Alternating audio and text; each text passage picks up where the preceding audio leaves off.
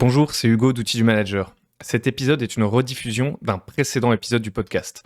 Pourquoi ? Parce que nous sommes désormais en 2025 et sache qu'il n'est pas encore trop tard, si ça n'est pas fait, pour faire tes entretiens de fin d'année 2024. C'est une rediffusion d'un podcast consacré à la préparation de ces entretiens. Tu en retrouveras d'autres parmi les épisodes du podcast si tu veux pousser plus loin. Mais sache également que tu trouveras un lien en description de cet épisode pour t'inscrire à une séquence d'emails sur le sujet des entretiens de progrès. Tu verras d'ailleurs qu'ils n'ont pas nécessairement à être des entretiens entre guillemets de fin d'année. Sur ce, je te laisse avec ton épisode. Bonne écoute. Bonjour Laurie. Bonjour Cédric. Alors aujourd'hui, nouveau podcast qui est de circonstance, puisqu'on l'enregistre en fin d'année. On va parler des entretiens de fin d'année. Ah bah tiens, justement, sur les entretiens de fin d'année, pourquoi on fait des entretiens de fin d'année ? Alors, Parce que certains de nos auditeurs vont nous poser la question, vont se demander, tiens, c'est la fin de l'année, je vais devoir faire mes entretiens, je suis pas prêt, mais pourquoi on fait un entretien pourquoi ? de fin d'année ? Alors pourquoi on les fait, à mon avis, pour la plupart des gens, la réponse c'est on les fait parce qu'on est obligé de les faire. En France, on est obligé d'avoir recours à cet outil-là. Et donc pourquoi on les fait en général ? Parce qu'on est obligé de les faire. C'est un petit peu un pince-homme. En général, les gens en sont frustrés parce que fin d'année, il y a beaucoup de choses qui se précipitent et c'est pas le meilleur moment pour se consacrer à ce genre de choses. Et les budgets à préparer, voilà. les fins d'année à bien clôturer. Tout à fait. On a aussi les collaborateurs qui voient ça comme soit quelque chose de terrifiant, soit quelque chose d'inutile. Et en général, moi, j'entends beaucoup de frustration autour de cet outil. Maintenant, je pense que c'est un outil qui est extrêmement important, qui est indispensable, même si on a les 1 à 1, même si nous on a développé toute une méthode de management qui est basée sur le 1 à 1, ça remplace pas un 1 à 1, c'est-à-dire, ou ça peut pas être remplacé par un 1 à 1. C'est-à-dire que l'entretien de fin d'année, comme son nom l'indique, c'est une fois par an. Alors ça peut être une fois par semestre aussi. Nous on a plutôt un rythme par semestre, mais c'est vraiment le moment où on fait le point et c'est vraiment important de prendre le temps de le faire et de le faire de manière structurée. Maintenant, est-ce qu'il faut que ça se fasse en fin d'année ? Moi, je préfère les faire en début d'année, une fois que justement l'année est vraiment écoulée et que l'heure du bilan. Mais bon, ça dépend. Il y a des sociétés qui insistent pour que ce soit fait dans l'exercice calendaire. Donc voilà. Après, je sais aussi que il y a des choses qui sont imposées dans les entreprises. Notre but, c'est pas de dynamiter ce qui existe, c'est de le rendre meilleur. On va vous donner des conseils pour le faire le mieux possible, pour le simplifier, pour que ce soit surtout un vrai outil de progrès. Et après, c'est à vous de voir par rapport à votre organisation comment vous pourrez intégrer l'outil complètement ou de manière incomplète. Mais voilà, le but, là, ce qu'on va vous donner dans les podcasts qui vont venir, on va faire toute une série, c'est vraiment de vous donner tout ce qu'il faut pour que l'entretien se déroule le mieux possible, qu'il soit intéressant pour les deux, efficace. Et qu'il soit efficace. On transforme la contrainte en opportunité. Tout à fait. Vous devez faire un entretien de fin d'année, donc on va le rendre le plus efficace possible. Donc ce qu'on vous propose, c'est de vous accompagner sur cette période, et on va faire une série de podcasts qui vont se succéder les différents thèmes. La première chose, c'est la préparation de l'entretien de fin d'année. La deuxième chose, c'est le déroulement de l'entretien de fin d'année, et on enchaînera certainement sur comment fixer des objectifs. Et on fera aussi un podcast qui s'appelle la rentrée du manager, qui n'est pas tout à fait lié aux entretiens de fin d'année, mais qui vous permettent de dire, allez, je démarre bien mon année, voilà ce qu'il faut que je fasse. Donc en gros, on va avoir, au niveau de la structure, on va vous faire d'abord un premier podcast, c'est celui qui va suivre là juste après, où on va demander à votre collaborateur de faire son auto-évaluation. Ensuite, vous allez leur transmettre cette auto-évaluation. Ensuite, on fera un podcast sur la préparation de l'entretien, ce que vous devez faire, vous, de votre côté, une fois que vous avez envoyé le questionnaire d'auto-évaluation à votre collaborateur. Ensuite, on fera un podcast sur l'entretien lui-même, comment il se déroule. Et puis ensuite, on passera à la suite que je vous ai décrite, c'est-à-dire fixer les objectifs et la rentrée du manager. La méthode qu'on va vous présenter, c'est quelque chose qu'on fait depuis de nombreuses années qui fonctionne. Donc le but, c'était de rendre l'entretien de fin d'année réellement productif et intéressant.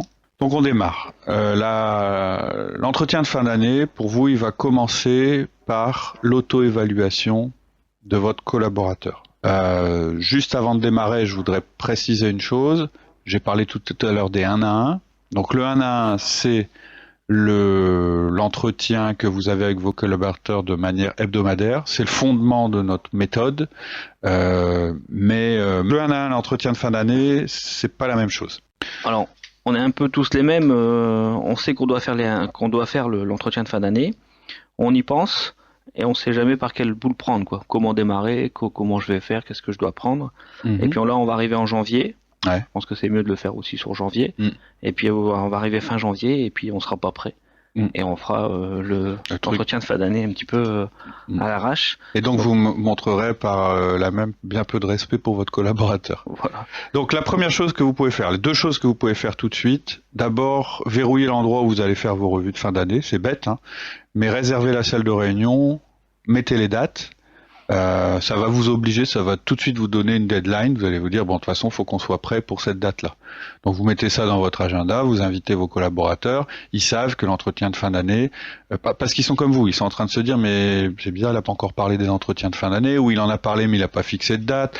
L'année dernière, ça s'est fait un peu n'importe comment, on les a fait en mars, alors que le début de l'année, alors que c'était plutôt en janvier, etc., etc. Donc, tout de suite, la première chose que vous allez faire, vous allez fixer l'heure, la date et le rendez-vous. Deuxièmement, vous allez leur demander de préparer leur revue de fin d'année. Donc je rappelle le plan. Premièrement, vous allez leur demander de s'auto-évaluer, c'est l'objet de ce podcast. Deuxièmement, vous allez leur transmettre leur transmettre votre propre évaluation.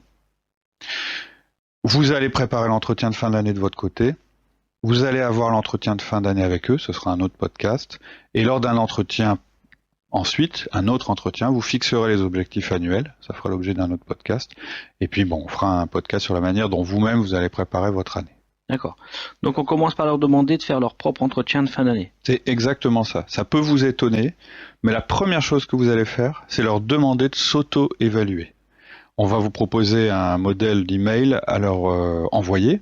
Donc en gros, vous allez envoyer ça par exemple avant Noël, et voilà ce que pourrait être l'email que vous allez renvoyer. Nous allons nous rencontrer le 23 janvier pour faire le bilan de vos performances pour cette année et discuter de vos objectifs pour l'année prochaine. Afin de nous préparer tous les deux, j'aimerais que vous remplissiez le petit document 6 juin qui vous permet de vous auto-évaluer. Mettez-vous dans la peau du manager que je suis et évaluez votre performance. J'aimerais que vous mettiez vos propres appréciations et notes, comme je vais aussi le faire de mon côté. De mon côté, je vais utiliser pour cela votre description de poste, vos objectifs annuels, vos revues des années précédentes, les notes des 1 à 1 et les différents documents de suivi que nous avons échangés. J'attends cet entretien avec impatience et je serai heureux de répondre à toutes les questions que vous pourriez vous poser entre-temps. Et là, vous allez leur transmettre un document qui est assez simple, qui s'appelle auto-évaluation.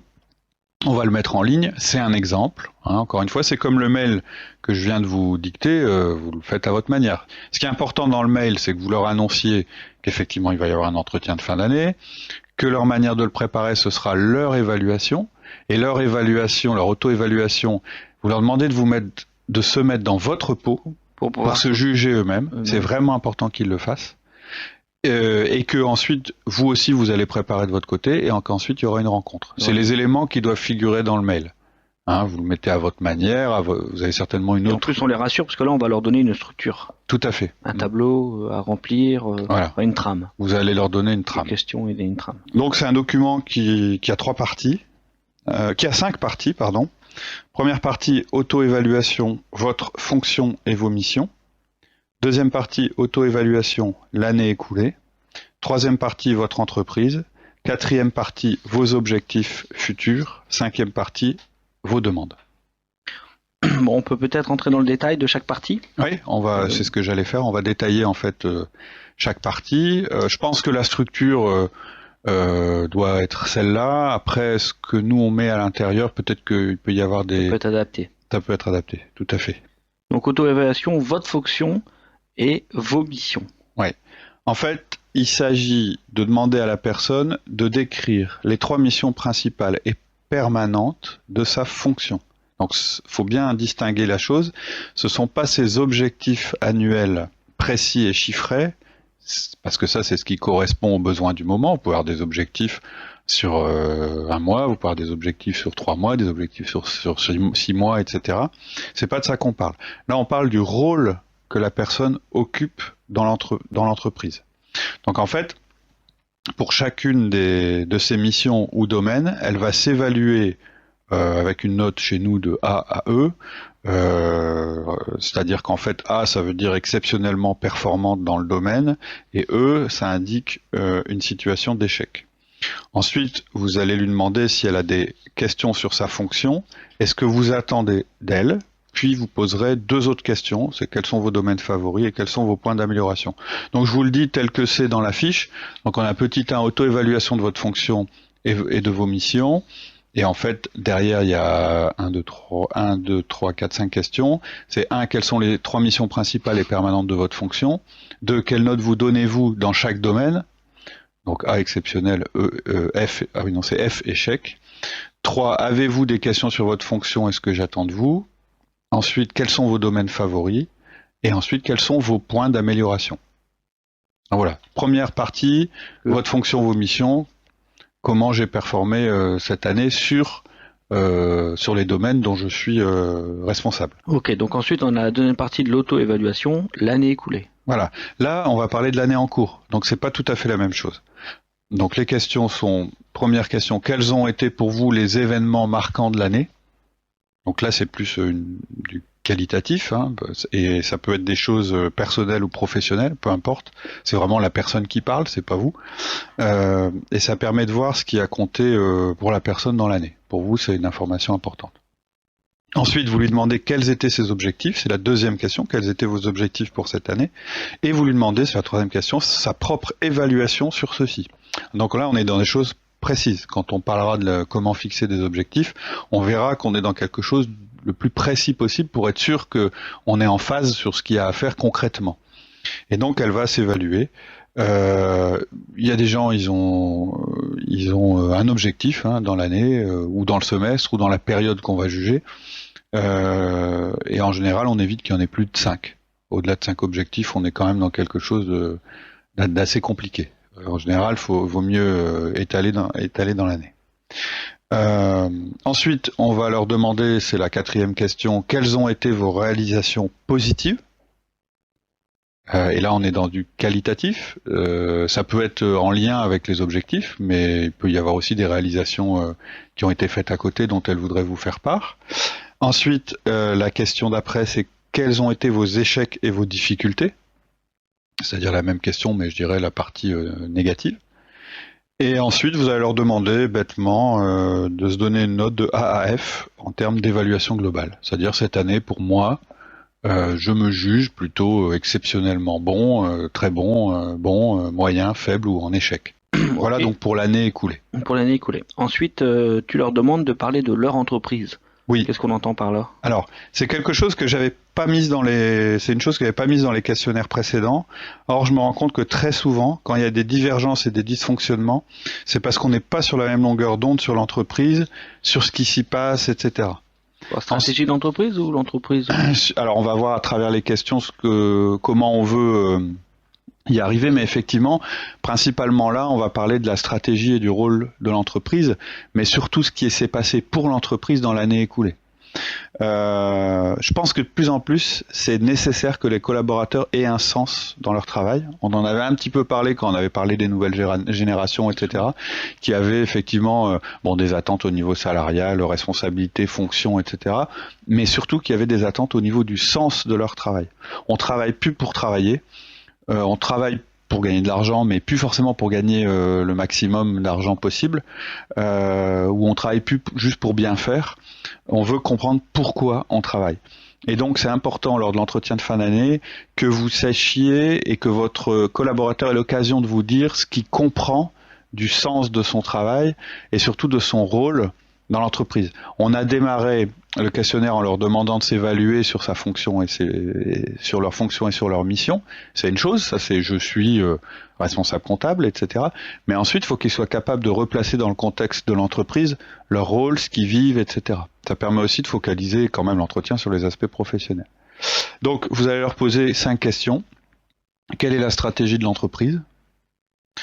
Comment s'est déroulée l'année pour l'entreprise? Qu'est-ce qui doit, d'après vous, continuer? Qu'est-ce qui doit, d'après vous, changer? Et quelle peut être votre contribution? Alors, vous voyez qu'il y a pas mal d'éléments qui vont être redondants dans les objectifs, dans le rôle, dans comment ils peuvent contribuer dans l'entreprise, etc., etc. Mais c'est normal. C'est même plutôt rassurant s'il y a des redondances. Si les objectifs ont rien à voir avec leur contribution, il y a un problème. Donc voilà. Et si vous évoluez dans une grosse structure, évidemment, vous n'êtes pas obligé de parler de l'entreprise en général ou du groupe. Vous pouvez parler de la filiale, vous pouvez parler éventuellement du service. La taille, voilà, ça dépend de la taille et de l'organisation dans laquelle vous évoluez. Mais voilà, le point 3, c'est votre entreprise, enfin en tout cas, c'est leur environnement. Ok, ensuite tu dis qu'on doit leur demander leurs objectifs personnels, les objectifs futurs, pardon. Futurs, ouais. En fait, là on aura juste 2 parties, les objectifs pour l'année à venir et leurs objectifs à plus long terme. C'est important que vous sachiez quelles sont leurs aspirations du moment. Alors, il y a des gens qui vont pas être capables de vous répondre, à ça, et c'est pas grave. Je veux dire, il y a des gens qui n'ont pas envie de se projeter au-delà de l'année en cours. La dernière question, les objectifs futurs, il faut pas s'obliger à répondre. C'est-à-dire que c'est pas non plus quelque chose d'engageant pour le salarié. C'est plus une info dont vous avez besoin pour connaître ses aspirations. Moi, j'ai des salariés, leurs aspirations futures à long terme, chaque année, elles changent. Ok, bon, bah c'est tout, ils sont faits comme ça et il n'y a pas de mal à ça, mais au moins je me dis, tiens, en ce moment, lui, il est plus... plutôt comme ça, voilà, comme il ça, veut ouais. plus, et en ce moment, il veut plutôt élever des moutons dans le Larzac, alors que l'année dernière, il voulait plutôt être Golden Boy. Ouais. Voilà. Enfin, après tu parles de leur demande. Oui, et là j'ai 3 questions. La première, je pense qu'elle est obligatoire, en tout cas quand on a un système qualité, c'est celle des souhaits en formation. Tout en sachant qu'en fait l'objectif de cette dernière question, c'est les demandes en général. C'est-à-dire que une fois que vous avez déroulé les fonctions, les missions, que vous leur avez demandé leur point d'amélioration, qu'ensuite vous leur avez demandé de s'auto-évaluer sur l'année écoulée, de se noter, et puis enfin que vous leur avez demandé de réfléchir à la stratégie de l'entreprise, qui passait dans l'entreprise, etc., il est logique que vous leur demandiez comment je peux vous aider en fait à réaliser, soit vous améliorer sur votre fonction, soit à réaliser de meilleures performances l'année prochaine, ou à contribuer. Sans les guider, quoi. C'est très ouvert. Voilà, c'est plutôt ouvert, mais on met quand même des questions parce que ça permet de guider la personne. Donc la première, c'est quels sont vos besoins en formation. La deuxième, elle est très large, c'est comment puis-je vous y aider. Comment puis-je vous aider. Et la dernière, elle est encore plus ouverte, c'est avez-vous d'autres feedbacks, réflexions, remarques dont vous pouvez me faire part. Donc là, vous ouvrez vraiment, et voilà, c'est l'occasion d'entendre des choses plus ou moins agréables. Mais voilà, c'est un outil de progrès, et là on est plus dans la relation de avec votre collaborateur. D'accord. Ce sera aussi pour vous l'occasion, vous inquiétez pas, de lui dire ce que vous attendez de lui. Hein. Mais là on est dans l'auto-évaluation. Là, je vois que dans l'ancien questionnaire, on demandait à la personne de dire comment elle se situait dans le groupe. On lui demandait même comment elle s'évaluait par rapport à ses collègues. On lui disait, est-ce que je suis un contributeur moyen, majeur, indisponible. Je sais plus quelle était la terminologie. Ça donne tout de suite, hein. On leur demande de se classer, quoi. C'était presque une demande de classement. Bon. Et en fait, avec le recul, en fait, les gens s'évaluent tous comme contributeurs majeurs. Donc ils veulent pas se mettre comme le meilleur du groupe, peut-être parce que ça se dit pas ou ça se fait pas, ou peut-être parce qu'ils pensent pas. Mais ils veulent pas non plus s'évaluer en retrait parce qu'ils se disent c'est pas forcément bien pour la suite de ma carrière. Donc j'ai enlevé ça, d'abord parce que je pense que c'est une question artificielle et que demander à quelqu'un de se classer lui-même dans un groupe, vous allez avoir des réponses qui vont être très variables selon les tempéraments des gens, et pas forcément en fonction de ce qu'ils pensent réellement d'eux-mêmes. Puis qu'est-ce qu'on en tire ? Et ensuite, la deuxième raison, c'est... Bon, je pense que vous savez globalement qui sont vos bons et qui sont vos moins bons dans les groupes. Maintenant, vous allez voir quand on parlera de l'évaluation que vous allez faire des salariés, j'ai enlevé aussi à ce niveau-là parce que je suis pas sûr que ce soit vraiment. Alors, que ce soit vraiment utile dans une évaluation ouais. de dire à quelqu'un t'es le meilleur, t'es le moins bon, etc. Je pense que vous allez plutôt jouer la carte du travail ensemble, en groupe, et que donc un classement que vous donneriez à vos salariés serait plutôt malvenu. C'est peut-être une différence culturelle aussi avec la société américaine. Voilà, nous il y a un contenu culturel qui fait qu'en général c'est pas forcément un outil de progrès. Ça ne veut pas dire que vous devez pas avoir une notion très précise de qui sont les bons et qui sont les moins bons dans votre équipe. J'en parlais récemment à quelqu'un qui me posait des questions sur le management, où il m'expliquait, dans mon équipe j'ai quand même un problème. Quand j'ai un nouveau travail à fournir, je vais aller voir mes bons parce que je sais qu'ils vont prendre. Et je vais éviter d'aller voir un tel ou une telle parce que je sais qu'elle va râler quand je lui apporte quelque chose, etc. Et il dit, je pense que c'est pas juste. Alors, ok, je lui dis, ouais, mais là, on n'est pas dans une notion de justice, on est dans une notion de performance. Si, quand tu le donnes à Paul, tu as plus de chances que ce soit bien fait que quand tu le donnes à Janine, bah, tu le donnes à Paul.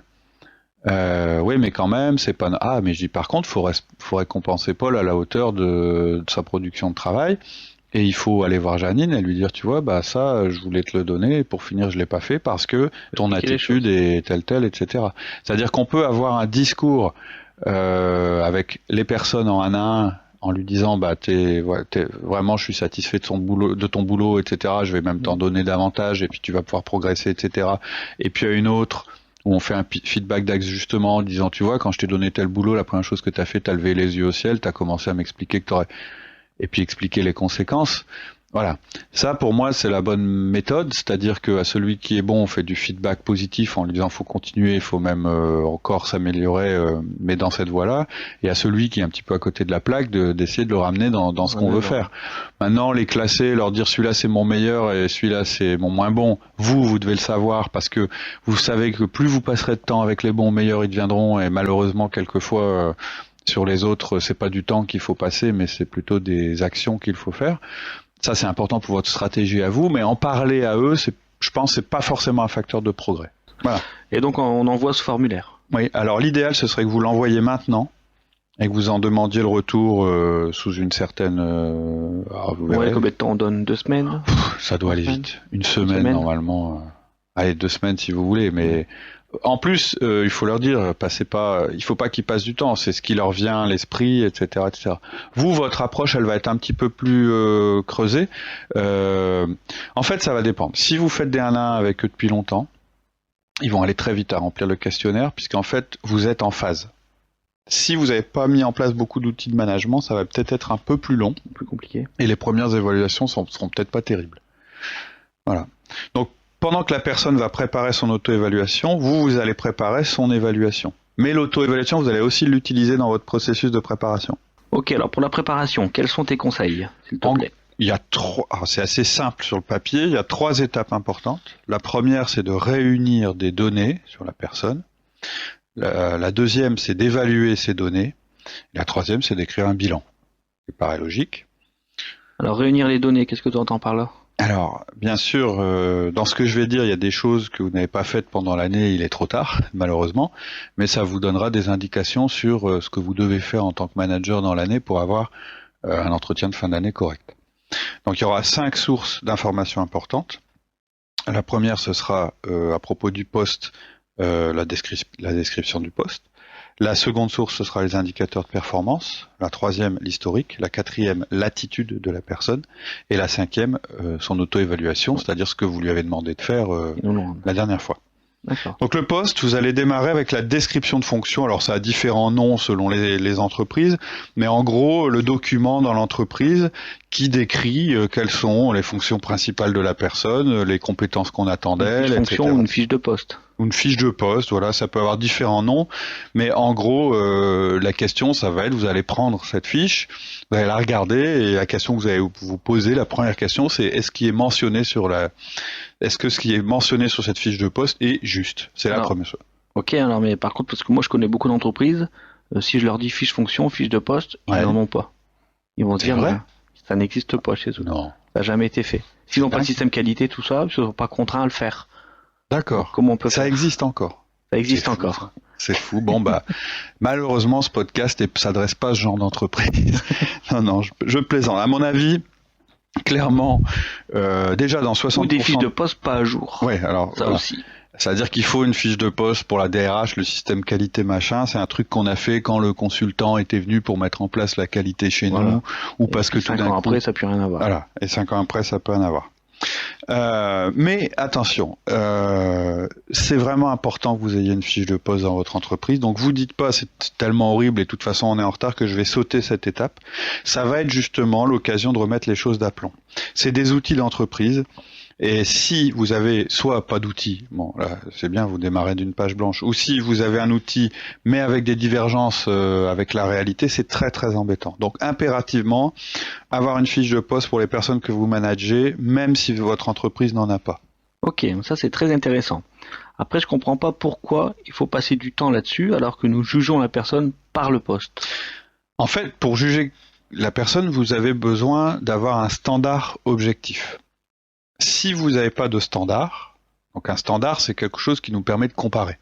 Donc si vous n'avez pas de standard, vous allez le juger par rapport, alors soit par rapport à ses collègues, dans la dernière fois on a dit que c'était pas forcément idéal, ou soit par rapport à une opinion personnelle. Tu veux dire qu'il y a un peu d'affectif qui va rentrer dans notre jugement. Oui, enfin il va y avoir de l'affectif, il va y avoir, vous risquez par exemple de mélanger sa performance de l'année par rapport aux objectifs avec son contenu de poste, où là on est quand même dans des domaines et des concepts différents. On risque d'avoir en mémoire que le dernier mois qui vient de se passer. En plus, c'est le risque. Donc vous devez avoir un canevas pour comparer la personne avec le poste idéal qu'elle est censée occuper. En fait, quand vous faites une fiche de fonction, vous vous placez du point de vue de l'entreprise et vous vous dites pourquoi j'ai besoin de cette personne, de cette fonction. Ensuite, c'est un outil qui va permettre de valider avec votre collaborateur que vous êtes d'accord avec ce qu'il est censé faire. Très souvent, on se rend compte qu'on n'a pas les mêmes priorités et les mêmes idées sur un poste, alors que c'est-à-dire que vous faites une idée du contrôleur de gestion idéal, en se disant il doit être proche des opérationnels, machin, etc. Et lui, il a une idée complètement différente où, non, il faut que je sois cohérent avec la compta. Voilà, ça peut être un exemple où là, on est très très éloigné de... Et du coup, tout est biaisé, c'est-à-dire qu'on parle pas des mêmes choses. Il a l'impression d'être parfaitement dans sa mission, alors que vous dites mais il est complètement à côté de la plaque. Ou il peut se dire mais pourquoi il me demande de faire ça alors que je suis pas censé le faire, etc., etc. Donc c'est un outil pour se mettre en phase, de tracer un idéal et de voir si on est bien dans l'idéal ou si on est un petit peu à côté. C'est une occasion aussi importante de vérifier si le poste n'a pas évolué ou s'il va être amené à évoluer en fonction de la stratégie d'entreprise. Et voilà, c'est tout simplement l'importance d'avoir un standard, ne serait-ce que pour faciliter les remarques. Un petit peu comme quand vous faites un feedback, c'est-à-dire ça fait effectivement une distinction entre la personne et son comportement, et de la même manière, là on fait une distinction entre la personne et son poste. Sinon, toutes les remarques que vous pourriez avoir à formuler seront sur un mode personnel et émotionnel. C'est le risque. Donc je vous incite donc à télécharger ce petit podcast et à faire l'exercice tout seul ou avec votre collaborateur, mais à un moment de le confronter avec votre collaborateur. C'est tout simple, hein. Franchement il y en a pour 10 minutes. Ok. Ensuite, il y a comment l'individu a performé par rapport au poste. On a le moyen de mesurer la performance à travers les indicateurs individuels. Vous allez avoir en fait avec vous les données objectives sur la performance de la personne. Donc ça peut être différent. On fera un podcast sur les objectifs. On en a fait un déjà, mais je pense qu'il a besoin d'être un petit peu revu. Mais toujours est-il qu'en fait vous allez mesurer effectivement sa performance sur l'année. Et voilà. Alors après, effectivement, selon les personnes, ça peut être des choses différentes. Ça peut être pour un commercial le nombre de clients nouveaux, la marge développée, le nombre d'appels. Ça va dépendre énormément du poste. On peut pas faire de règle générale. Là, c'est vraiment spécifique à la fois à la mission de la personne et puis à ce qu'on attend d'elle cette année-là. Mais l'essentiel, ce qu'il faut retenir, c'est que vous devez déterminer des critères objectifs pour juger les performances de la personne. Si vous le faites pas, vous allez être en dehors de tout jugement donc objectif, vous allez être dans le domaine du subjectif, c'est dangereux, c'est irrespectueux envers la personne, c'est inefficace.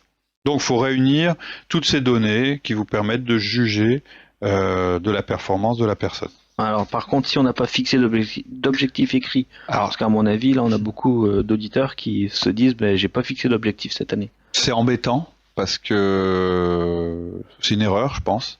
Et Oui, donc sont- là, vous allez devoir faire preuve de bon sens. Donc vous allez être vraiment dans le domaine du subjectif, puisque vous allez juger la personne sur des choses enfin, sur des critères. Vous n'êtes pas mis d'accord avec la personne et vous allez la juger quand même.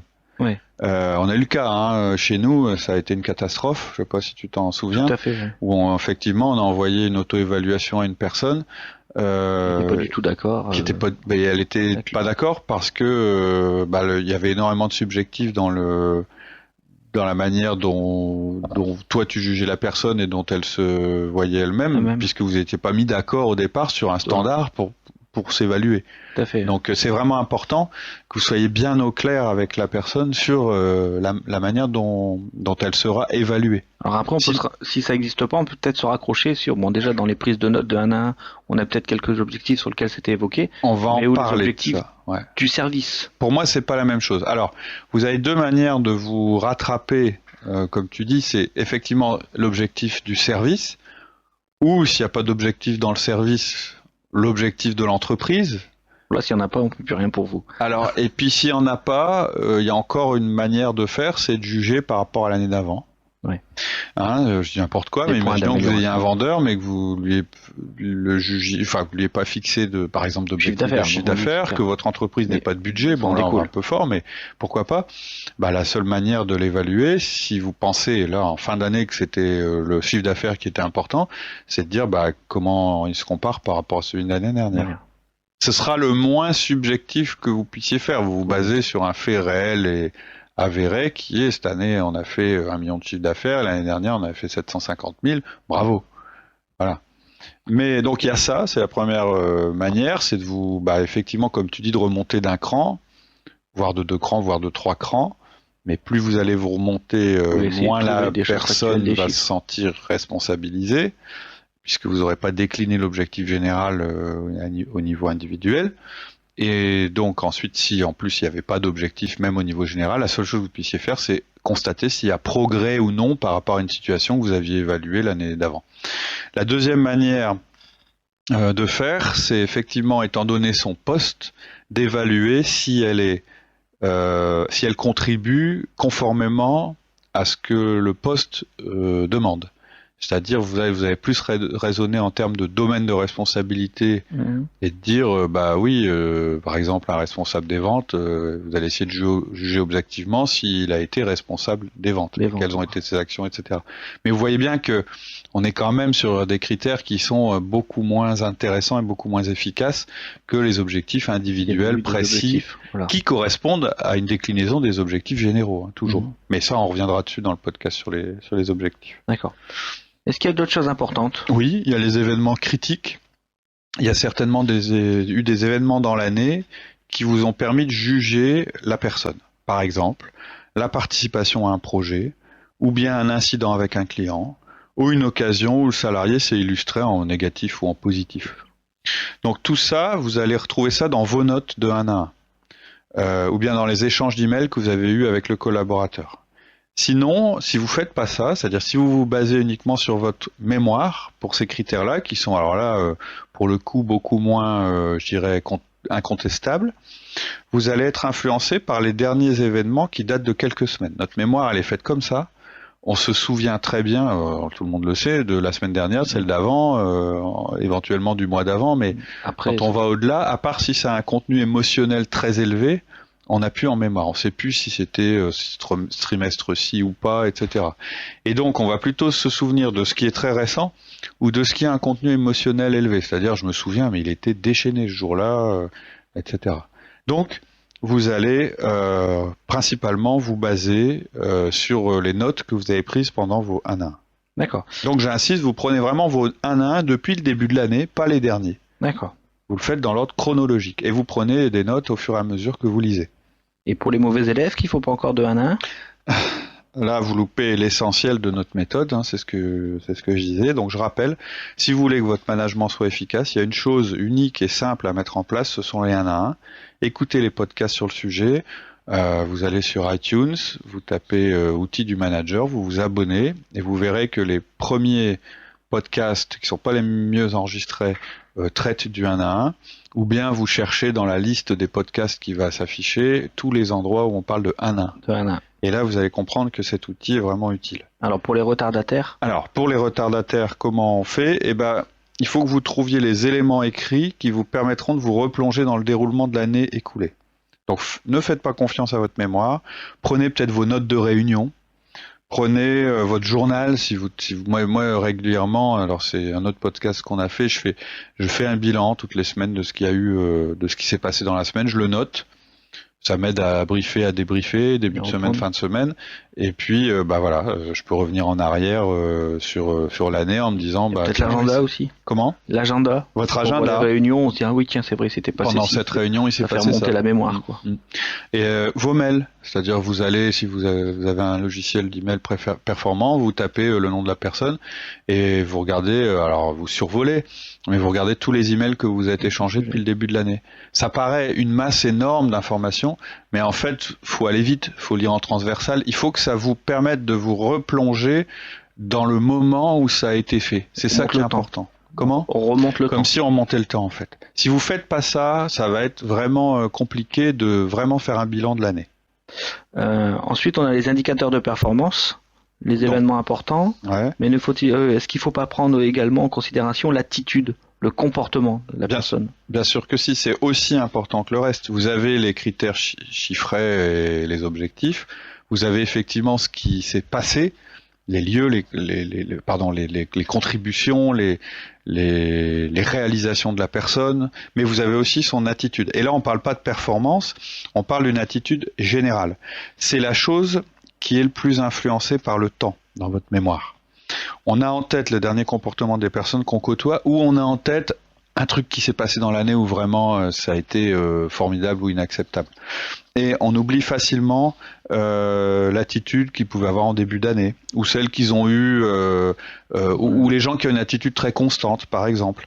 Et là, vos notes de 1 à 1, j'y reviens, je suis désolé, mais elles vont être primordiales. Parce que dans vos notes de 1 à 1, il faut qu'il y ait ce contenu-là. Il faut que vous disiez, tiens, il était plutôt démotivé à cette période-là, ou bien il m'a vraiment fait n'importe quoi, etc. Même si ça n'a pas forcément eu d'influence sur ses performances, etc. En général, ça en a eu, mais même si ça en a pas eu, c'est bon à le savoir. C'est bon à savoir. D'accord. Donc, concentrez-vous sur la forme quand vous prenez vos notes. C'est-à-dire, il ne faut pas noter amical, par exemple, mais il invite fréquemment ses collègues au café. Notez pas positif, mais plutôt alors que la situation semblait désespérée, il est intervenu, il a mis en avant tel point, ça nous a permis de progresser. Donc des choses très concrètes, mais qui dénotent une attitude. Parce que quand vous allez en parler avec le collaborateur, je vous assure, vous avez intérêt d'être précis, de pouvoir reciter des faits. Bien, quand il s'est passé ça, t'as fait ça, t'as fait ça. Dire, ce que j'aime bien chez toi, c'est que t'es très positif. Ouais. Okay. Ce que j'ai apprécié chez toi, c'est que t'as fait ça, ça, ça. Et comment, ça dénote une attitude positive. Comment pour vous la avez déterminé qu'il était positif? Voilà. C'est comme si vous faisiez un feedback sur l'année écoulée, en fait. D'accord. Ensuite, donc là, on a réuni tous les documents. Tout ce qu'on avait à notre disposition. Ouais. Et par contre, tu parlais quand même de l'auto-évaluation. Ouais. Il est intéressant de demander au collaborateur de faire sa propre revue. C'est ce qu'on a vu lors du dernier podcast.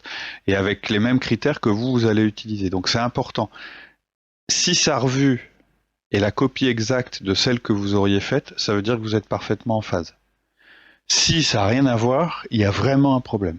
Mais il faut le connaître, ce problème. Il faut le savoir. Une question. Donc, est-ce qu'on attend que le collaborateur vous a donné son auto-évaluation pour nous faire notre évaluation? Alors, peu importe, c'est votre... si vous êtes un peu fainéant, effectivement, vous allez prendre la sienne, mais le risque, c'est que du coup, ça va être biaisé. Vous soyez un peu biaisé, mais bon, pourquoi pas.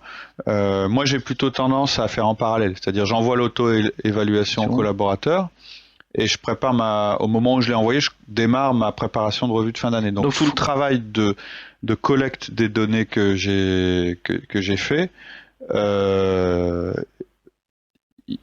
vais faire des notes, c'est-à-dire que je vais avoir une feuille sur laquelle, au fur et à mesure que je vais regarder, je vais noter les éléments importants que j'avais oubliés ou bien qui méritent d'être mentionnés. Donc je vais avoir une espèce de, c'est pas une synthèse encore, mais avoir toutes mes données d'entrée en fait qui vont être prêtes. Et la dernière donnée que je vais intégrer, c'est son auto-évaluation, effectivement. Je vais attendre. Quand on donne l'auto-évaluation, il faut donner une date de retour de cette auto-évaluation. Ouais. C'est ce que je Faut disais. pas qu'il nous donne la veille du. Non. Tout à l'heure, quand on en a parlé, on a dit retour sous une semaine ou sous 2 semaines. Parce que votre propre évaluation, on verra ça plus après, mais vous allez la lui transmettre avant l'entretien. Bon, après, effectivement, si c'est 2 jours avant l'entretien et que vous avez le temps de la lire et de modifier ce que vous avez fait ou pas, pourquoi pas, mais non, moi j'essaierai d'anticiper un petit peu. D'accord. Donc maintenant qu'on a fait le tour de toutes les données à réunir, on peut peut-être passer à l'étape suivante, évaluer les données. Ouais. Alors c'est important effectivement de le faire, c'est ce que je disais tout à l'heure dans cet ordre-là. Si vous commencez à évaluer alors que vous n'avez pas collecté les données, vous risquez de partir dans une mauvaise direction. Donc vous avez votre pile de données devant vous, je le symbolise, vous avez tout lu, au besoin vous avez pris des notes, c'est ce que je disais, parce que devant la masse de données, il faut que vous preniez des notes au fur et à mesure, et déjà vous sentez une espèce d'appréciation générale qui se dégage à propos de la performance de la personne sur la période écoulée. Et cette appréciation générale, c'est forcément moins épidermique que ce que vous auriez fait si vous aviez pris juste votre dernière impression. Et maintenant, voilà la chose la plus importante. Vous allez commencer à évaluer la personne, mais avec un message en tête. On retrouvera souvent cette manière de faire dans nos podcasts, même pour faire une présentation. Quel est le message que je veux faire passer ? Voilà. Vous démarrez par le message, en fait. C'est-à-dire que vous vous baignez dans les données, les informations, etc. Votre cerveau accumule toutes ces données, il les fait travailler, il fait sa petite popote, vous notez des choses, et de ce que vous avez noté et de l'impression que vous avez, en ressortir une phrase. Vous allez en ressortir un message, et vous allez vous poser les questions suivantes. Quel est le message principal que je veux faire passer à mon collaborateur ? Quelle est la seule chose, s'il doit retenir qu'une chose, une seule chose, qu'est-ce qu'il doit retenir de cette évaluation ? Qu'est-ce que je dois surtout pas louper dans mon message ? Et ne perdez jamais de vue que ce message est primordial pendant toute l'évaluation. Ça ne veut pas dire que vous n'allez pas passer d'autres messages, mais ils seront secondaires et ils seront au service de ce message-là. Le but, c'est pas d'enlever ce qui est négatif ou positif, parce qu'on a une tendance naturelle à faire une espèce d'évaluation un peu neutre. Ouais, mais si je dis ça, je vais le motiver. Ou si je lui dis qu'il est trop bon, il va venir m'embêter, il va avoir une augmentation de salaire, etc. Non. Il y a des remarques à droite, à gauche, certaines importantes, certaines positives, d'autres négatives. Et le collaborateur, il va ressortir en se disant, bon, je sais pas trop, j'ai l'impression que ça va. Vous voulez pas ça. Vous voulez que le gars, il sorte avec, ok, cette année, voilà ce qui s'est passé. C'est comme ça que je suis jugé par mon boss. Bien ou mal, c'est pas trop la question, mais en gros, j'étais super bon là, j'étais moins bon là. Et ce qu'il va me demander certainement, c'est de continuer ça et d'être meilleur là-dedans. Voilà, faut que ce soit très clair. Donc, quand vous passez en revue les données, vous prenez un papier et vous reformulez votre message clé à l'aide des différents éléments que vous avez lus. Donc on va y revenir, on va reparler de ce message, mais en gros, il va avoir la formule suivante, il va y avoir l'évaluation, le résultat et les conséquences. Donc vous allez lui dire, voilà comment tu as performé cette année, c'est l'évaluation, voilà ce que ça veut dire pour la boîte, etc. Et voilà les conséquences possibles pour l'année prochaine, etc. D'accord. Tu n'aurais pas un exemple à nous donner, ce serait peut-être plus... Je vous en donnerai un. Alors je peux vous donner un exemple. Je vais vous donner un Robert, par exemple. Alors, Robert. Donc, Robert, tu as fait une année incroyable et tu as dépassé tous les objectifs. Je t'ai mis la meilleure évaluation possible. Ça signifie que tu es prêt pour une évolution dans l'organigramme. Je pense te confier la responsabilité complète du contrôle qualité. C'est un exemple. N'essayez pas à chaque fois de déjà... C'est pas obligé que ce soit positif à chaque fois. Non, alors c'est pas obligatoirement positif, surtout pas. C'est pas forcément aussi simple que ce que je viens de dire. Là le mec il a performé, en plus j'ai une place pour lui dans l'organigramme, voilà, pas bien, quoi. C'est un peu le truc idéal. On verra après comment articuler le message, mais ce que vous devez retenir, c'est que le message il doit tenir presque en une phrase ou un petit paragraphe, que vous allez devoir le répéter souvent et que toute votre évaluation va être basée sur ce message. D'accord.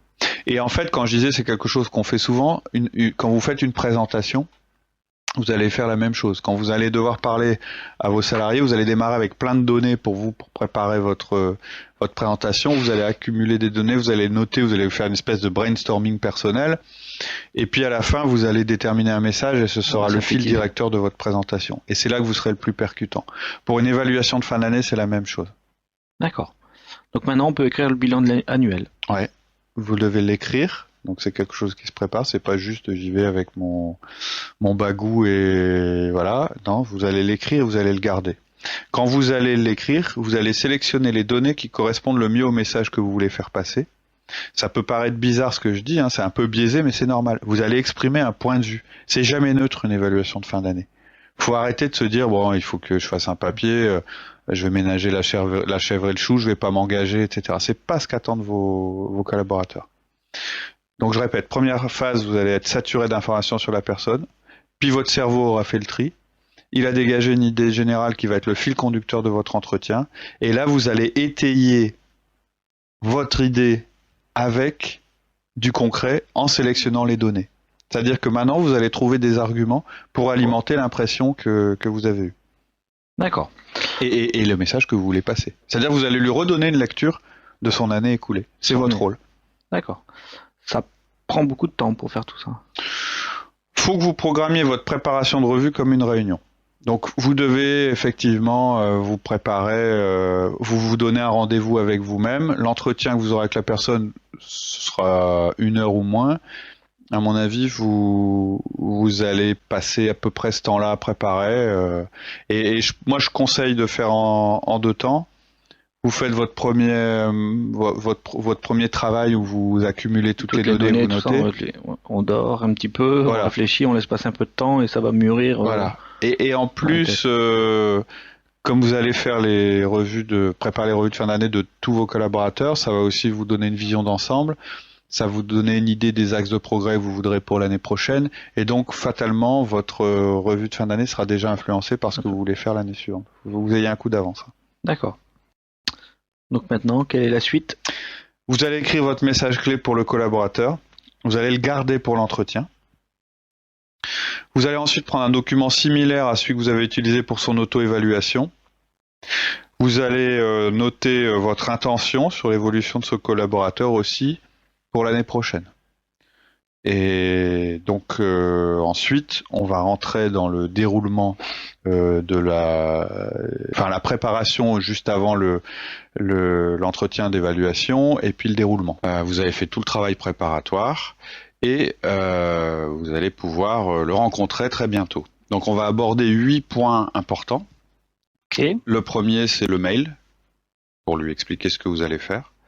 Le second point, c'est développer votre message clé pour votre collaborateur. C'est la partie la plus importante du podcast. Le troisième point, on parlera de la préparation logistique de l'entretien. Le quatrième point, on vous dira ce qu'il faut faire la veille. 5e point, la liste des choses à apporter. Bon, on ira assez vite là-dessus. Et 6e point, on décrira la progression de l'entretien, la structure de l'entretien et les règles à suivre. Ce sera le 7e point. Et enfin, 8e point, comment se comporter pendant l'entretien. D'accord. Alors, on renvoie un mail. Alors, donc, le premier point, tu parles d'un mail, mais on a déjà envoyé un mail. Oui, tout à fait. On renvoie un autre mail. Oui, tout à fait. Parce qu'ils ont déjà normalement, ils ont déjà la date de rendez-vous. Le premier mail, en fait, l'objet, c'était de leur expliquer pourquoi vous leur envoyez. D'abord pour expliquer le déroulement, et ensuite pour leur expliquer pour leur expliquer le fonctionnement du document d'auto-évaluation. Là, c'est un mail qui a pour but de leur rappeler qu'il y a un entretien qui va se dérouler. Et le but de ce mail, c'est de minimiser le stress qui peut exister autour de cet entretien. C'est-à-dire qu'il y a beaucoup de salariés en fait qui considèrent... Qui appréhendent Ouais. L'entretien de fin d'année. Tout à fait. Ouais. Ils vont être jugés, hein, donc c'est pas toujours agréable. Et puis on peut avoir des doutes, etc., avoir peur qu'il y ait des divergences entre ce qu'on pense avoir fait et ce que notre manager va donner comme jugement sur ce qu'on a fait. Donc il y a toujours un certain stress. Et même pour beaucoup de collaborateurs, être en face à face avec vous, c'est pas évident. Surtout si vous pratiquez pas le 1 à 1. Il y a un autre aspect qui est important aussi, c'est de bien dire que l'entretien va pas se résumer à une négociation salariale. Ouais. C'est pas inutile de le rappeler, ça prépare le ton de l'entretien. Et d'ailleurs, je précise tout de suite à ce stade que cet entretien n'est pas une négociation en général. C'est ni une négociation salariale, ni une négociation en général. Le déroulement, c'est que votre collaborateur s'est auto-évalué. Vous avez regardé aussi sa performance sur l'année. Donc là, vous allez lui délivrer votre jugement, votre évaluation sur sa performance. C'est pas on va pas négocier et puis après refaire un bilan en prenant en compte ce que chacun s'est dit. Tout ça, ça a été fait précédemment et vous êtes là pour lui expliquer comment vous le jugez sur l'année. C'est pas une négociation. Donc je vais vous lire un exemple de mail que vous pouvez donner. C'est un petit peu la même chose que le même mail qu'on avait fait quand on avait fait le précédent podcast sur les entretiens de fin d'année. Donc je vous fais ce mail pour vous rappeler notre entretien de fin d'année qui aura lieu à telle heure et à tel endroit. Nous allons discuter ensemble de votre année écoulée. En attendant ce rendez-vous, je vous incite à relire votre auto-évaluation. La veille de notre entretien, je vous donnerai moi-même une copie de l'évaluation que j'ai faite de vous pour que vous puissiez en prendre connaissance. Cela vous donnera l'occasion de voir si nous avons des points de désaccord et aussi de préparer toutes les questions que vous pourriez avoir. Lors de notre entretien, je suivrai ce plan. Ordre du jour, résumé de votre performance à travers un message clé, et ensuite nous passerons chaque point de l'entretien. Je commencerai par les parties où nous sommes d'accord, et je passerai ensuite aux points où nous avons des divergences. Puis nous pourrons parler de l'année prochaine, ça ne sera pas complet, mais nous pourrons déjà en tracer les grandes lignes. Nous avons 1 heure pour cela, si vous avez des questions sur le déroulement de cet entretien, n'hésitez pas. Merci d'accuser réception de ce mail. D'accord. Voilà. Bon, au moins ça rappelle exactement comment ça va se dérouler et l'endroit. L'endroit et l'heure. Oui, tout à fait. Le but c'est de rassurer, c'est de cadrer et de rassurer en fait. Et ça 1 semaine avant. Oui, c'est bien si vous faites ça 1 semaine avant. D'accord. Donc ensuite, on va passer au deuxième point. Développer votre message clé pour votre collaborateur. Donc ça, c'est peut-être déjà un petit peu plus difficile, un petit peu plus ambigu. En fait, c'est la partie la plus importante du podcast et de l'entretien. C'est ça le plus important. Si vous devez retenir une chose, c'est cette partie-ci. C'est aussi la chose la plus difficile, en général, quand on ne l'a pas pratiquée, et du coup la plus oubliée. Et en réalité, c'est le plus important parce que c'est ça qui va tout résumer et tout rendre simple et efficace. Donc ça, faut pas le faire au dernier moment. Faut vraiment l'avoir tout de suite, quoi. Tout à fait. Dès qu'on est en train de faire son évaluation. Ah oui, il faut l'avoir. L'évaluation du collaborateur. Il faut l'avoir préparé avant. C'est-à-dire que dans le dernier podcast, on vous a expliqué comment collecter les données et on a commencé à parler de la manière dont ce message clé allait être élaboré. Donc je vais y revenir. Alors pourquoi on fait ça? Alors n'oubliez pas que l'entretien que vous allez avoir, ça doit être un des plus chargés au niveau émotionnel pour vous et votre collaborateur. Lui, il est sûrement très stressé et vous n'êtes pas forcément non plus à l'aise. Juger quelqu'un, c'est pas. Et puis faire le bilan sur une année complète, c'est assez lourd. Et donc le message doit être clair et vous allez devoir le répéter plusieurs fois pour être entendu. La tension risque d'empêcher votre collaborateur de bien l'entendre et vous risquez aussi de mal le délivrer en fait. On dit souvent qu'il faut répéter les choses 7 fois pour qu'elles soient entendues, comprises une seule fois. Et là, vous êtes dans des conditions particulières qui compliquent encore les choses. Donc, si on résume cet entretien très brièvement, vous arrivez avec votre message, vous le détaillez, vous l'expliquez, vous le discutez pendant l'entretien et vous le répétez encore à la fin. L'idéal, c'est même de le faire répéter et de le faire reformuler par votre collaborateur. Ils vont pas apprendre beaucoup de choses pendant l'entretien parce que ils sont mal à l'aise, on l'a déjà dit, puis aussi il y aura pas mal de sujets. C'est pour ça que vous écrivez votre bilan, pour qu'ils puissent le relire avant l'entretien et après l'entretien. Donc, tout est axé, y compris les points de divergence et de convergence, tout est axé sur le message clé que vous allez délivrer. Donc c'est vraiment le point central. Donc un message clé, en gros, il a 3 parties. Première partie, la performance du collaborateur, c'est-à-dire comment il a performé. Vous dites, voilà, cette année, ça s'est passé comme ça, c'est-à-dire vous émettez un jugement sur sa performance.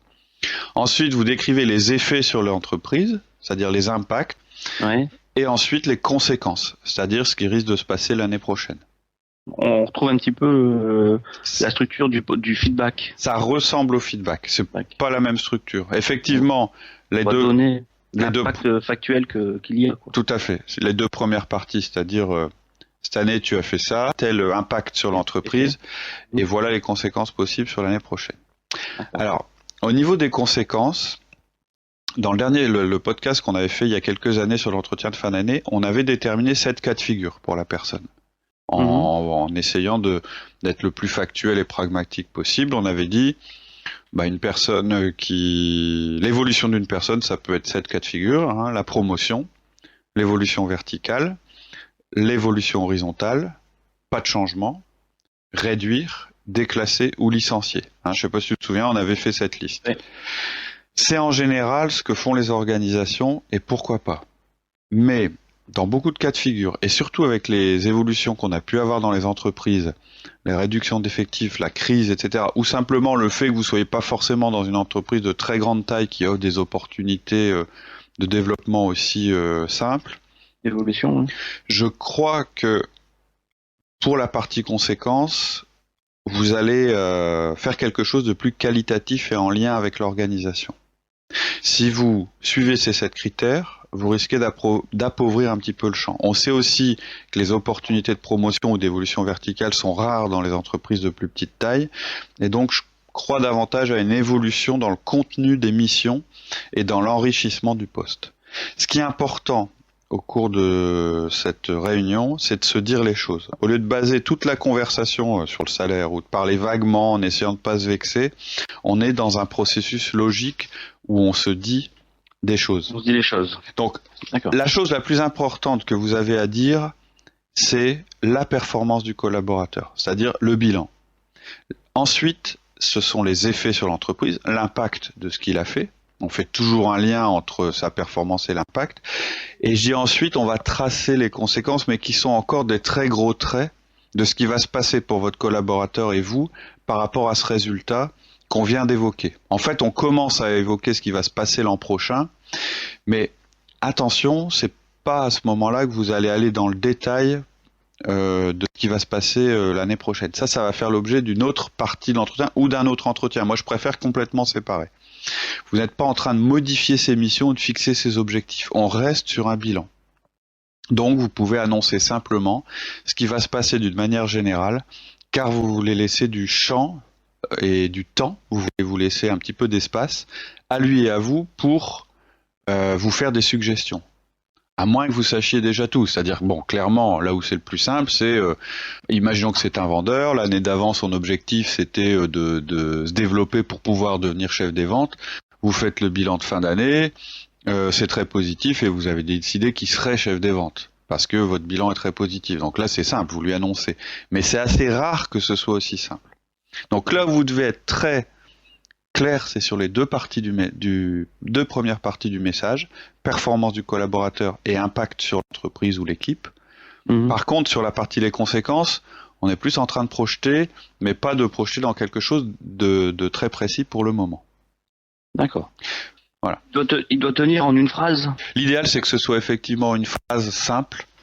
Maintenant, si vous devez faire 2 phrases ou 3 phrases, l'important c'est que ça ait un bon impact sur lui et que surtout il ressorte, que vous soyez certain qu'il ressorte de l'entretien en ayant vraiment compris dans le détail ce que vous vouliez lui dire. Voilà. D'accord. Donc oui, l'idéal c'est une phrase simple avec 3 parties. D'accord. Ensuite, on a la préparation logistique. Bon là c'est pas trop compliqué, c'est très simple, hein. Vous reconfirmez la salle de réunion et l'horaire de l'entretien.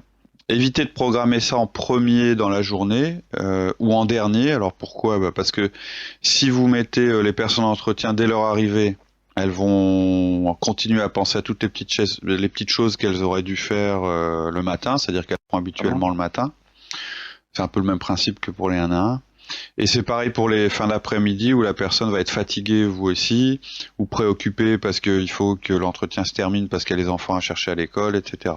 Et donc pour la personne, essayer de les mettre autour du milieu de matinée ou début d'après-midi ou milieu d'après-midi, quoi. Enfin, l'endroit, on utilise la salle de réunion. Idéalement, c'est quand même d'avoir une pièce fermée.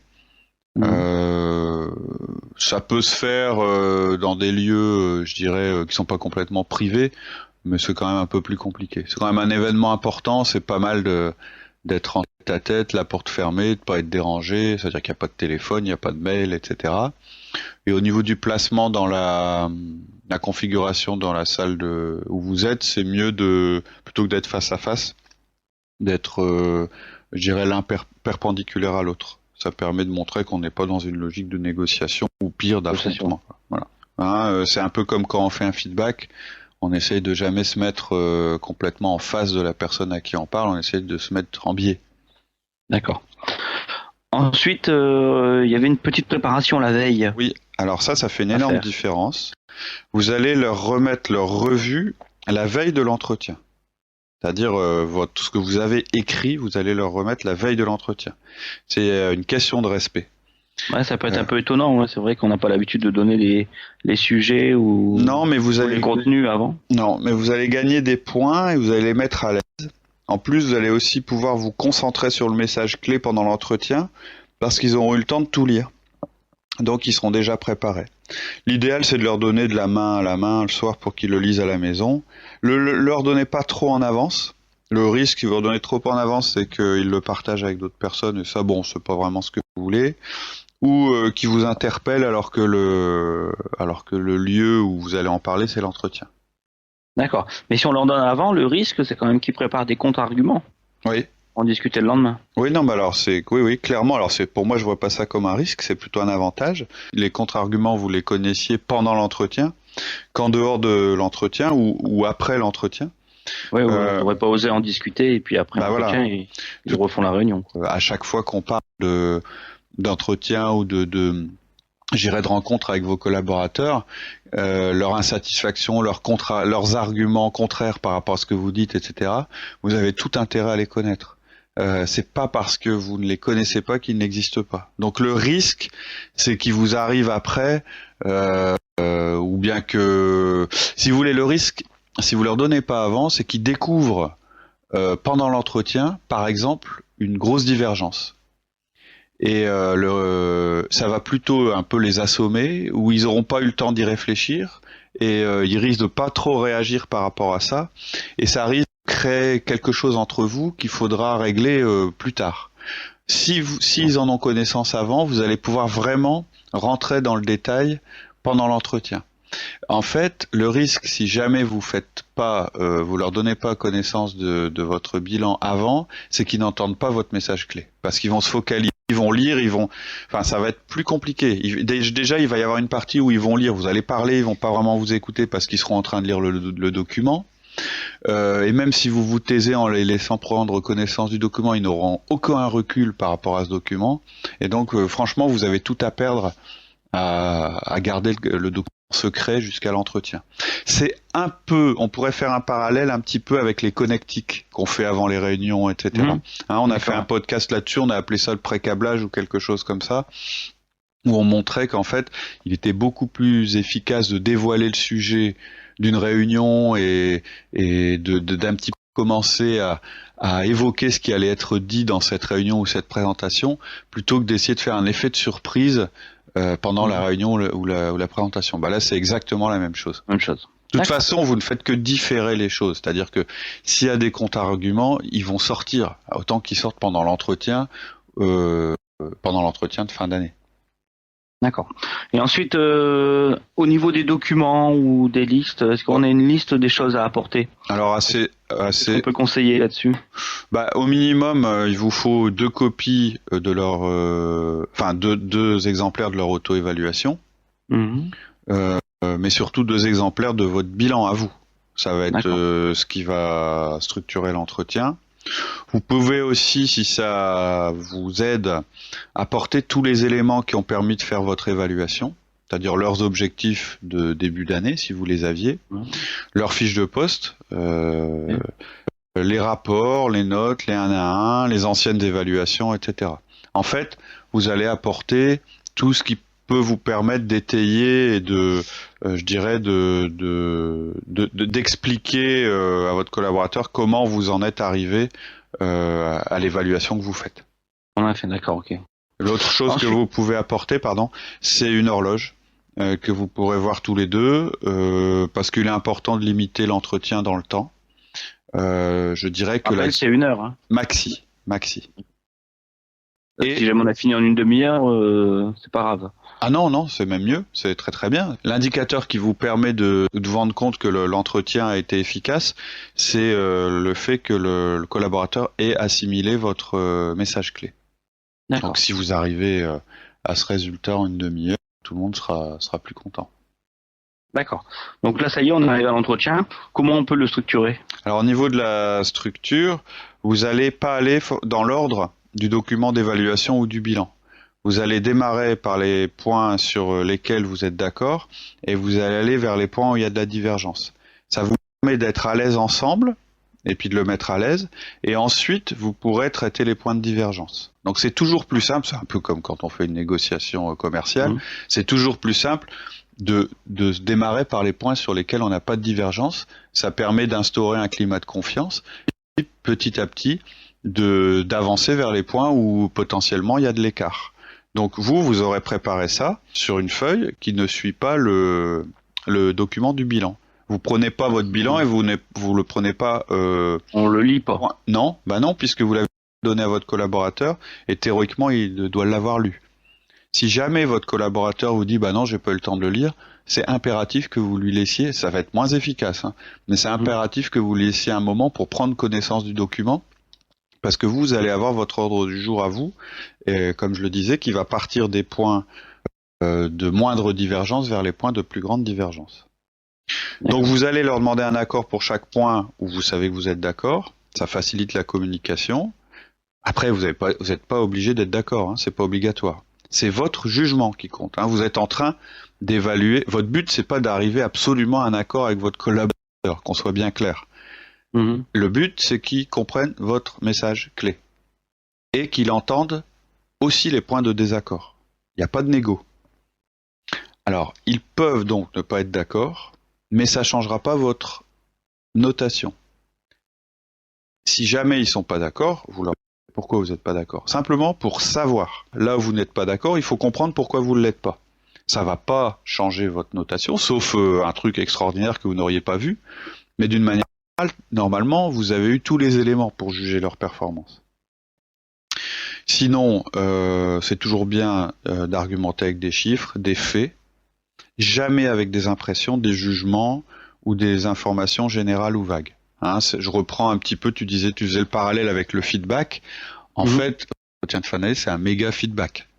Donc ça doit se baser sur des choses incontestables, sur des chiffres, parce que souvent les chiffres sont incontestables, mais aussi sur des faits, sur des choses qui se sont passées.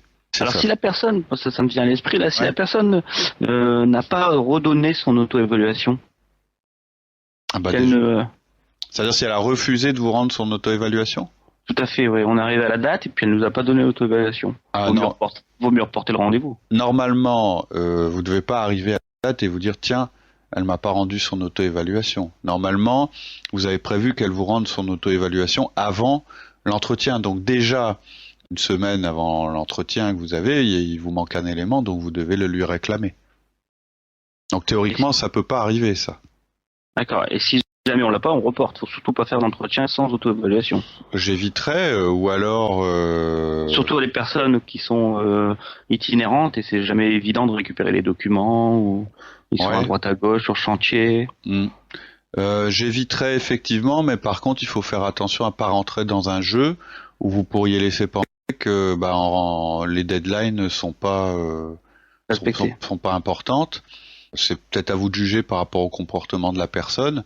Moi, je vous dis, personnellement, la personne refuse de donner son auto-évaluation ou n'est pas apte à la donner. Déjà, il y aura un premier feedback. Et ensuite, est-ce que je reporterai l'entretien ? Je crois pas. Je crois que je dirais, je vais faire mon jugement sans votre propre évaluation. Et puis après, il va falloir faire en sorte qu'elle rentre dans le processus que vous voulez mettre en place. D'accord. C'est justement la chance qu'elles ont d'exprimer leur point de vue sur leur performance. Donc c'est quand même un petit peu gênant si elles ne font pas.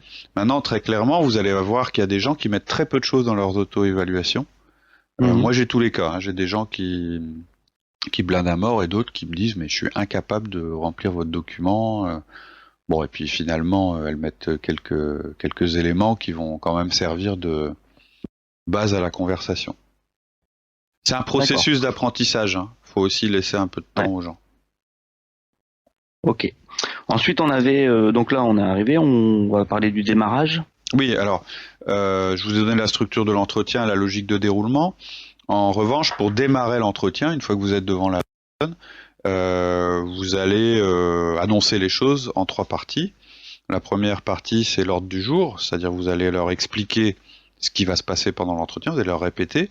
Donc vous allez leur dire qu'il va y avoir un message clé, qu'ensuite vous allez évoquer les points d'accord et ensuite les points de désaccord, actuellement les idées pour l'année prochaine. Vous rappelez simplement comment va se dérouler l'entretien. Ensuite, vous allez fixer des règles de comportement. Vous allez leur dire l'heure de début et l'heure de fin, en leur disant c'est l'heure maxi, si on a fini plus vite, c'est pas plus mal. Vous allez leur dire que on va essayer de respecter l'agenda, l'ordre du jour. Ensuite, vous allez leur dire que on évitera les comparaisons avec les autres employés. C'est ton entretien individuel. Voilà, parce que c'est un peu souvent ce qui se passe. On essaie toujours de se comparer aux autres, c'est un comportement naturel. Mais là, on est dans le jugement de la personne, enfin de sa performance. Ensuite, on va essayer de rester pro, donc politesse, pas de choses trop personnelles et un ton neutre. On va leur dire que si elles ont besoin de faire une pause à un moment de l'entretien, il n'y a pas de problème, on fera une pause, tout en essayant de rester dans le créneau d'1 heure. Qu'on va essayer d'avoir une écoute active de part et d'autre, que les questions de l'autre sont encouragées, qu'on essaiera de ne pas rester bloqué sur un point, c'est-à-dire, c'est pour ça d'ailleurs qu'on a réservé un créneau, parce que si vous voyez que vous vous enlisez à un moment, il faut faire attention, il ne faut pas rester trop longtemps sur un point. Vous délivrez un message, c'est pas une négo, je rappelle. Ensuite, évidemment, pas d'interruption, c'est-à-dire téléphone, ordinateur, mail, ils sont en off, surtout pas de ça au milieu d'un entretien de fin d'année. C'est important à ce stade que le collaborateur comprenne que vous lui délivrez votre bilan, que c'est pas une négociation. Je reprécise parce que c'est important ça. Sinon, vous risquez de vous enliser, vous n'allez pas en finir. D'accord. Alors, comment on peut se comporter pendant l'entretien ? Comment on doit se comporter pendant l'entretien ? Vous devez être capable de délivrer ce que vous avez à dire avec un sourire. C'est comme un feedback. Vous appelez la personne par son prénom pour la mettre à l'aise, si vous pensez que ça la met à l'aise. Et vous êtes calme. Vous devez rester souriant, courtois, quel que soit ce qui se passe. Et c'est vous le message à délivrer. Tout à fait. Et les réactions de la personne. En fait, c'est vous qui allez déterminer le ton de l'entretien, et vous savez que vous allez avoir affaire à quelqu'un qui est stressé. Même des gens de très haut niveau, c'est le moment où vous allez évaluer leur année, donc ils sont stressés. Vous devez l'écouter, le comprendre, même si vous n'êtes pas d'accord. Ça ne veut pas dire que vous allez être d'accord, le fait que vous écoutiez, mais au moins que vous ayez l'information. N'essayez pas trop de vous justifier, mais écoutez. Vous comprenez la réaction, vous pouvez dire « Oui, je comprends ta réaction, on n'est pas d'accord sur ce point-là. Néanmoins, mon jugement, c'est celui-là. Et j'ai pris ma décision. » Il faut que le collaborateur ait l'espace d'expression, mais il faut aussi qu'il comprenne qu'on n'est pas en train de faire une négo. Une négo. Bah justement, si l'employé il essaye de négocier, obligatoirement ça tient. Oui, pas toujours. Vous lui rappelez les règles. L'entretien, c'est pas une négociation. Ça s'appelle pas négociation, ça s'appelle pas négociation salariale. C'est un entretien de fin d'année. Et ce qui est vraiment important de comprendre pour vous comme pour le collaborateur, c'est on n'obtient pas une augmentation parce qu'on est un bon négociateur. On obtient une augmentation ou une prime parce qu'on a une bonne évaluation. C'est pas la même chose. Et on a une bonne évaluation parce qu'on a performé. Si vous laissez trop de place à la négo dans votre évaluation, vous risquez d'avantager des gens qui ont un grand pouvoir de négociation. Or, vous devez rester par rapport à ça absolument dans la règle. Vous avez jugé votre collaborateur et ensuite ce que vous ferez dépendra du jugement que vous en avez, pas de sa capacité à vous faire du chantage ou à argumenter mieux que vous, etc., etc. C'est important. Et donc, pour conclure, je disais, parce qu'une question, on m'a souvent posé la question, on m'a dit, bah oui, donc en fait, en gros, il y a 2 documents. Il y a l'auto-évaluation que le salarié fait donc l'évaluation qu'il fait de lui-même, et ensuite le même document que vous allez remplir, qui ressemble dans sa structure, sauf que c'est vous qui le remplissez, et qui prend en plus le message clé. Et, voilà. Et donc on m'a déjà demandé, mais donc à la fin on prend ces deux documents, et puis on refait une synthèse. Et je dis non, il n'y a pas de synthèse à faire. C'est votre document qui fait foi. C'est votre document qui est la synthèse du bilan. L'entretien de fin d'année, c'est une discussion, il y a un échange, mais le bilan que vous faites de votre collaborateur, c'est vous qui l'avez fait, et vous l'avez fait avant l'entretien de fin d'année. C'est-à-dire que l'entretien de fin d'année, alors sauf si vous découvrez un truc que normalement vous ne devriez pas à ce moment-là, sauf ce cas extrême qui doit se produire, moi ça m'est jamais arrivé, et si ça arrive, c'est qu'il y a un gros problème en amont de la communication, sur la communication entre vous deux. Donc l'objet de l'entretien de fin d'année, c'est que vous présentiez le message clé à votre collaborateur et que vous présentiez ce bilan. Ok. Voilà. Alors, donc on a tous les éléments pour faire l'entretien de fin d'année. Tout à fait. Donc là maintenant, vous êtes dans la situation après cet entretien où vous allez pouvoir évoquer avec votre collaborateur ses objectifs pour l'année à venir. Moi, je conseille de séparer. Par contre, quelquefois, pour des questions de temps, on enchaîne directement. Ok. Voilà. Eh ben, merci Cédric pour ce bon conseil.